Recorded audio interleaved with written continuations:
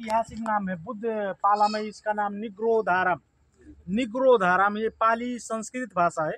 निग्रोध का अर्थ होता है बोधि वृक्ष को कहते हैं, जैसे बर और पीपल। धाराम का मतलब होता है जहाँ भिक्षु बैठकर धाराम के साथ में आराम करते हैं।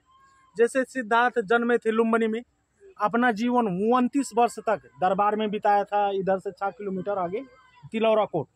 तो उस समय उनका एक लड़का राहुल था 7 दिन का। उस टाइम उन्होंने गृह त्याग करके, परिवार को त्याग करके ज्ञान के खोज में इंडिया चले गए, पूर्वी द्वार से निकल कर। तो इंडिया बहुत राज्यों में गए लेकिन उनको ज्ञान की प्राप्ति नहीं हुआ। बाद में बोध गया में जाने के बाद उन्होंने 6 साल तपस्या किया। उसके बाद बुद्ध के रूप में प्रचलित हो जाने के बाद उनके पिताजी को मालूम चला हमारा लड़का सिद्धार्थ बुद्ध हो गया, अब हमारा बूढ़ अवस्था हो गया। एक बार उनसे भेंट करना पड़ा, उनसे कुछ ज्ञान लेना पड़ा, उनको बुलाकर राज्य में कुछ उनको ज्ञान दे, कुछ हम लोग को ज्ञान लेना पड़ा। तो यहाँ से हजार करके 9 बार पठाए थे, 9000 सेना। लेकिन जो सेना लोग जाते थे सब लोग बुद्ध भगवान का प्रवचन सुनकर सब भिक्षु हो जाते थे, कोई भी आपस नहीं आता था। तो 10वें बार में बुद्ध भगवान के 2 बचपन के दोस्त थे, कालूदाई अमात्य नाम का मंत्री, छन्ना नाम का सारथी, रथ चलाने वाला। तो वो 2 छंदक, तो वो दोनों को बुलाए, बोले आप लोग हमारे बेटे का मित्र हो, आप सब लेकर आ सकते हो, ऐसा विश्वास है हमको, जैसे भी करके हमारे लड़के को एक बार लेकर आओ। तो वो दोनों दरबार से गए। उस समय भगवान बुद्ध राजगीर में बैठे थे, उधर जो बेनू वन जो है बांस का बगीचा, तो बेनू वन में वो 500 भिक्षुओं को प्रवचन दे रहे थे। उसी जगह पे जाकर वो दोनों उनसे भेंट करके उनके पिताजी का मैसेज दिया, संदेशा दिया कि आपके पिताजी बुलाएं। तो बुद्ध भगवान ने बोला पिताजी से बोल दो हम भिक्षुक हो चुके हैं, हम दरबार में नहीं आ सकते, हमसे भेंट करना है तो हमारे लिए हमारे साथ में ये 500 लोग चेला लोग भी आएंगे, कहीं दूसरी जगह पे दरबार के नजीक ही बना दे।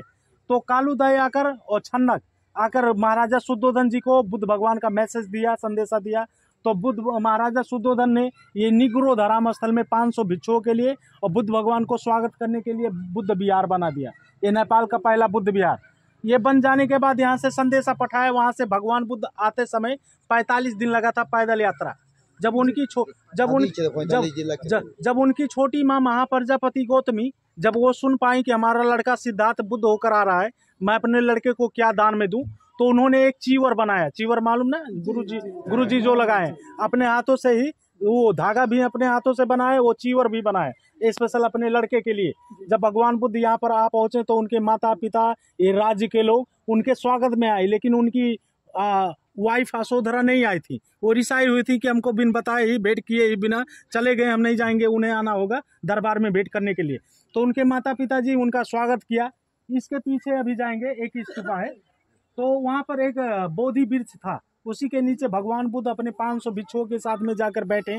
तो उनकी माँ ने जाकर वो कपड़ा जो बनाया था चीवर बुद्ध को दान दिया, लेकिन बुद्ध भगवान स्वीकार ना करके उन्होंने बोला माता श्री ये मुझको व्यक्तिगत ना देकर ये संघ दान दीजिए, आपको ज़्यादा आशीर्वाद पुण्य मिलेगा। तो उनकी माँ ने वो कपड़ा संघ दान किया था उधर।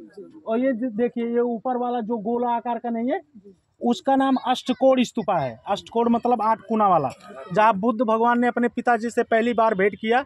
अपने पिताजी को मजीमा निकाय का 5 सूत्र ज्ञान में दिए थे, पंचशील ज्ञान उस जगह पे।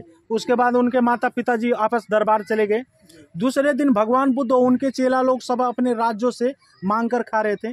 जब उनके पिताजी को ये मालूम चला तो वो बहुत दुखी हो गए कि ये राजा का लड़का होकर ऐसे अपने राज्य में मांग कर खा रहा है, ये तो मेरा बहुत बड़ा बेइज्जती करा रहा है। तो वो दौड़ कर यहाँ पर आए, बेटे से बोला बेटा ऐसे भिक्षापन करके मत खाओ, तो हमारे एकलौते लड़के हो, राजकुमार हो, ऐसे मांग कर खाओगे तो तुम्हारे पिताजी का ये राज का बहुत बड़ा अपमान होगा, बेइज्जती होगा। तो बुद्ध भगवान ने बोला अब हम आपके लड़के सिद्धार्थ नहीं है, राजकुमार नहीं है, हम भिक्षुक हो चुके हैं, हमारा धर्म ही यही है।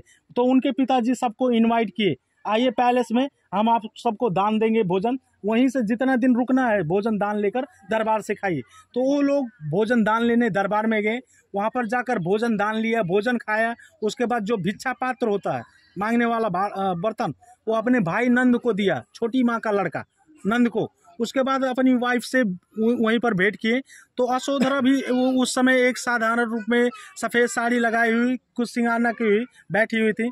जब असोधरा ने अपने श्रीमान बुद्ध को देखा, हस्बैंड को, उतने दिन बाद वो भिक्षु के रूप में, तो वो रोने लगी भावुक होकर। वो पूछने लगी आप मुझे क्यों छोड़कर चले गए, हमसे एक बार भेंट भी नहीं किया, हमको बताया भी नहीं। तो बोले हम जाते समय आए थे लेकिन आप लोग सोए हुए थे, हमने जगाना उचित नहीं समझा, एक क्षण देखकर उसके बाद यहाँ से गए थे। उस समय उनका लड़का राहुल 8 साल का था। तो राहुल आ पहुंचा, मम्मी को रोते हुए देखा तो मम्मी से पूछा, आप क्यों रो रही हो माताश्री, ये कौन है? तो बोली आपके पिताश्री हैं, जाइए अपने पिताश्री से अपना अंश मांगिए, संपत्ति मांगे। जब इतना बात सुनकर राहुल दौड़कर अपने पिता का अंगुला पकड़ लिया। उसके बाद उनके पीछे पीछे यहाँ तक आया और नंद वो भिक्षा पात्र लेकर यहाँ तक आए। तो वो जो नहीं है ऊंचा वाला उधर मंदिर है, उसी जगह पे जाकर राहुल ने अपने पिताजी से अपना अंश मांगा। तो बुद्ध भगवान ने बोला मेरे पास तो कुछ नहीं देने के लिए, मैं भिक्षु हो गया, क्या दे सकता हूँ? तो राहुल बोला नहीं, आप मेरे पिताश्री है, आपके पास जो कुछ भी है वही दो, मेरा अंश है, आपका चिन्ह भी है। तो बुद्ध भगवान के 2 मेन चेले थे, सारी पुत्र और मोगलान पुत्र। तो वो दोनों को बुलाए, बोले आप सब, ये मेरा बेटा है, ये मुझसे अंश मांग रहा है, मेरे पास तो कुछ नहीं है, मैं तो सब त्याग कर चुका, अब यही ज्ञान है जो आप सबको दिया हूँ वो सब राहुल को दो, उसका अंश वही है, मेरा चिन्ह भी वही है। तो राहुल को उसी जगह पे सारी पुत्र द्वारा ज्ञान दिया गया, चीवर लगाया गया, बाल मुंडन करके राहुल को उसी जगह पे भिक्षु बना दिया। राहुल का केस उसी के नीचे रखकर स्तूपा बनाया गया। उसके बाद में जो भिक्षा पात्र नंद को दिया गया था वो लेकर राहुल को दिया, ये मेरा चिन्ह है। उसके बाद इसी जगह पे अपने भाई नंद को भी भगवान बुद्ध ने ज्ञान देकर इसी जगह पे भिक्षु बना दिए थे। बाद में जहाँ उनकी माँ ने चीवर दान किया, उस जगह पे 3 महीना भगवान बुद्ध ने बैठकर प्रवचन दिया। तो प्रवचन सुनने के लिए उस टाइम तो इंडिया नेपाल नहीं था, छोटा छोटा राज्य था, बहुत राज्य के लोग आकर उनका प्रवचन सुना। एक दिन में 500 लोग भिक्षु हो गए उनका प्रवचन सुनकर। और वो भी छोटे मोटे नहीं, राजा महाराजा राजकुमार बड़े बड़े लोग भिक्षु हो गए। उसके बाद उनकी माँ भी उनका प्रवचन सुनकर बहुत प्रभावित हुई, खुशी हुई। उन्होंने भी अपने लड़के से रिक्वेस्ट किया यहीं पर कि हम भी आपके शरण में आना चाहते हैं, भिक्षुणी होना चाहते हैं, हमको भी अपने साथ में लीजिए। लेकिन भगवान बुद्ध ने नहीं माना, क्योंकि उस टाइम महिला भिक्षुणी चलन नहीं था। बहुत रिक्वेस्ट के बाद में उन्होंने बोला ठीक है मैं आपको अपने शरण में लूँगा, लेकिन इसमें 8 नियम होते हैं, वो नियम का पालना करना पड़ेगा, वो कर सकती हैं तो हम आपको अपने संग में लेंगे। उन्होंने नियम बताया, उन्होंने पालना किया। बाद में इंडिया वैशाली में जाकर अपनी माँ को ज्ञान देकर अपने संग में लिए थे। उनकी माँ पहली लेडीज भिक्षुणी महाप्रजापति गौतमी हुई थी। उसके बाद 3 महीना यहाँ बरखावास बैठे थे। उस समय नहाने वाला उधर एक कमल पोखरी है, अभी पीछे जाएंगे एक कुआं भी है पानी पीने वाला। और ये जो ईटा जो नहीं है, ये ईटा आपका 3rd सेंचुरी BC का है, मतलब आपका 2300 वर्ष पुराना। ये सम्राट अशोक द्वारा रिबिल्ड किया गया, क्योंकि बुद्धपाला में ईटा का आविष्कार नहीं था। उस टाइम उनके पिताजी ने जब बनाया था तो ये बनियान जो काठ नहीं होता है, बरगद का काठ का ये कुटी बनाए थे। बाद में जब गुप्त पीरियड में ईटा का आविष्कार हुआ, बाद में सम्राट अशोक ने वही आकार का सेम ईटा का निर्माण किया। ओके, नमो बुद्धाय।